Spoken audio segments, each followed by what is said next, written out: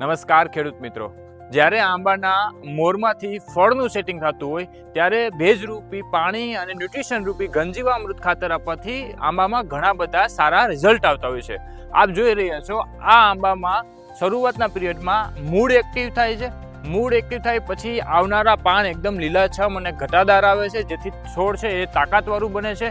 અને જ્યારે ખાસ કરીને મોરમાંથી ફળમાં સેટિંગ થતું હોય ત્યારે આપ જોઈ રહ્યા છો એકદમ સારા ક્વોલિટીના ફળ આવે છે અને નહિવત પ્રમાણમાં તમને ખરણ જોવા મળે છે અને આવનારી સિઝન માટે પણ આ આંબો તૈયાર રહે છે. ઘણા ખેડૂતોની એવી માન્યતા હોય છે કે જ્યારે મોર આવે ત્યારે પછી પાણીની આંબાને જરૂર રહેતી નથી, ખાતરની જરૂર રહેતી નથી, પણ આ માન્યતા ખોટી છે ખેડૂત મિત્રો. કારણ કે જ્યારે આંબામાં મોર આવે ત્યારે વધારે પડતું એને ન્યુટ્રિશનની જરૂર પડતી હોય છે અને ન્યુટ્રિશન રૂપી આપણે જો ઘનજીવામૃત ખાતર નાખીએ તો જમીન માટે પણ કોઈ સાઈડ ઇફેક્ટ નથી.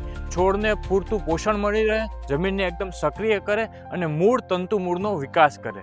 એટલે જ ખેડૂત મિત્રો, ઘનજીવામૃત ખાતર અપનાવીએ, ગાય આધારિત ખેતી કરીએ અને મેળવીએ મબલક ઉત્પાદન. જય ગૌ માતા.